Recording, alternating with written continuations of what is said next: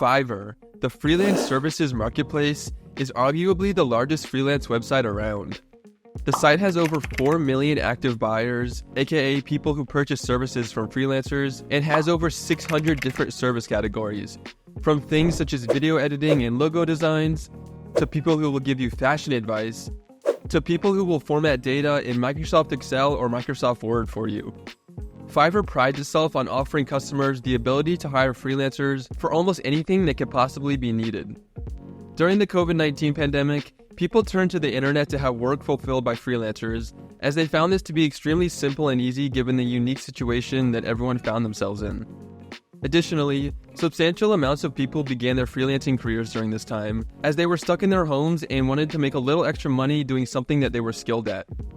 As a result, Fiverr exploded in popularity, with revenue and active buyers soaring, and the company's share price skyrocketing to over $323. However, as the pandemic subsided, reality began to set in for Fiverr. People were leaving the house once again, and they realized that the need for freelancers was not as prevalent as it was during the height of the pandemic. Additional factors such as the seller satisfaction being at an all-time low, and the rise of artificial intelligence has led Fiverr to see massive losses across the board, and its stock price to fall 92% from its all-time high during the pandemic. So how exactly did Fiverr experience this fall from grace? Let's find out. Fiverr connects individuals and businesses with freelancers to fill their specific needs.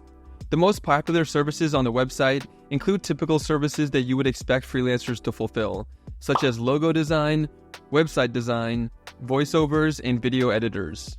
Fiverr was founded in 2010 by Micah Kaufman and Shai Winninger, with the name deriving from the company's initial business plan of offering all listed services for just $5.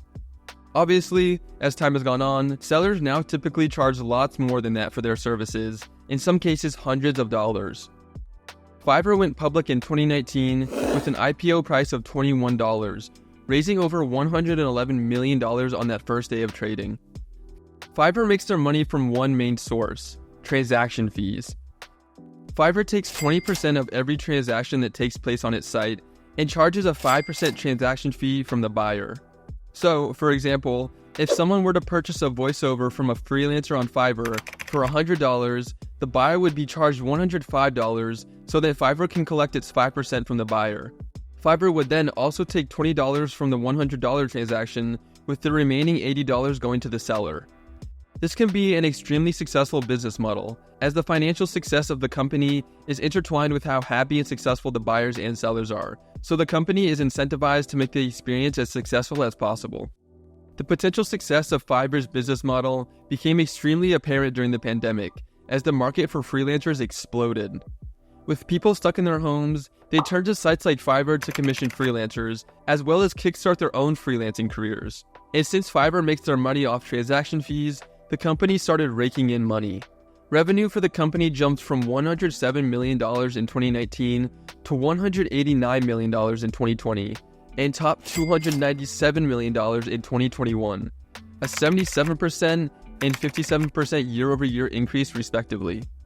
The site's active buyers rose substantially as well, from 2.4 million in 2019 to 4.2 million in 2021, a 75% increase. Around this time, you would come across countless articles about people earning insane amounts of money on Fiverr, which no doubt motivated lots of other people to join Fiverr in hopes that they can make a career out of it as well. All of these factors led to Fiverr's share price to reach over $323, a 926% increase from its IPO price. The situation for Fiverr was almost too good to be true.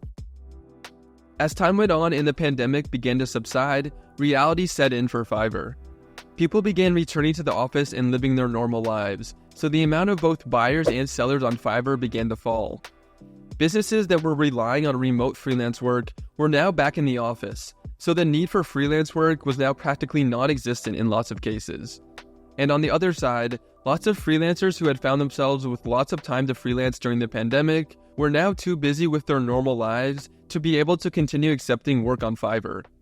On the official Fiverr subreddit, a user with a 5-star rating and over 1,600 orders posted about how the traffic on the website was dead. They stated they get no new client messages. Where is everyone? The comments under this post were filled with people voicing the same concerns and complaining about massive drops in impressions. One user commented, saying that Fiverr has been totally dead for them since September 2023. And another seller with 1,400 reviews, averaging a 4.9 out of 5-star rating, stated they have experienced dead silence from new clients. Another user hit the nail on the head, commenting, Fiverr took COVID for granted and didn't bother implementing a good marketing strategy when it ended. And the data backs up all of these sellers' complaints. Fiverr's active buyers count, after that 75% increase from 2019 to 2021, has since plateaued. The site's active buyers count has stayed at $4.2 million in both 2022 and 2023, representing an extremely sudden halt of the company's momentum from during the pandemic. However, the pandemic is not the only thing that has contributed to the downfall of Fiverr. There are two other major things that have caused massive amounts of trouble for the freelancing website. Those two things being poor management and AI. AI has been notorious recently for threatening to take jobs from humans. In a lot of cases, this hasn't become a reality. However, for lots of freelancers, AI is a very real threat. Let's take voiceovers for example, one of the most popular services offered on Fiverr. If you're a small business in need of a voiceover for an ad that you're creating, you can go to the voiceover section on Fiverr, and the top results offer voiceovers with rates of 100 words for $50 and 100 words for $30. Not too bad, right? Well, with the advancement of AI, there are sites like 11 Labs that offer insanely realistic sounding voiceovers for free. Here's how it sounds. This is not a real person talking. Subscribe to JStory Productions. With 11 Labs' free plan, you can get 10,000 characters per month, which comes out to around 10 minutes of voiceover audio. And for just $5 a month, you can get triple that, with 30,000 characters per month. Not only do you get a lot more words for each dollar you spend with 11 Labs than you would on Fiverr, but you can also do as many revisions to your script as you want, which is something that would cost extra on Fiverr. Additionally, with sites like 11 Labs, you can get your voiceover basically instantly, whereas with Fiverr, you typically have to wait days or even weeks to get your completed voiceover delivered. If you're a small business owner who is looking to get the most bang for your buck and don't have all the time in the world to communicate back and forth with a freelancer, which option do you think you'd choose? This is a real-life example of how AI is seriously threatening to companies like Fiverr. Poor management has also played a part in Fiverr's downfall. Large decisions made recently by upper management have left some of the most decorated and dedicated sellers on Fiverr more upset than ever. The most significant change recently was a change to the rating system that buyers complete after their dealing with the seller is finished. After each service is completed, the buyer is asked to answer various questions about their experience dealing with the seller. The seller's internal success score that Fiverr's algorithm uses to recommend freelancers, as well as the star rating that is publicly available, is largely based on the answers to these questions that buyers answer. The new system that was introduced recently is a bit confusing and would take a while to explain, but in essence, the scale on which sellers are rated got much more confusing, and the new algorithm that determines the seller's internal rating is apparently quite flawed. Going back to the Fiverr subreddit, one user wrote, "After numerous months of delivering multiple jobs, and after many customers with 5-star ratings and tips, my success score remained at 8 out of 10. It still didn't make any sense." The replies to this post were filled with people saying they experienced similar situations. In addition to the controversial new rating system, the Fiverr customer support for sellers appears to be extremely poor. One user called the customer support as useless as a bag of potatoes. Now, what I think is important to take away from all of these seller complaints is that Fiverr is basically biting the hand that feeds them. The company is angering their sellers, and in response, their sellers are leaving their platform for other freelance platforms. And since Fiverr makes money when their sellers make money from buyers, upsetting their sellers will only come back to bite them financially in the long run. The other way that poor management has hurt Fiverr is their questionable decision to authorize a massive stock buyback. In April 2024, Fiverr announced a $100 million stock buyback program.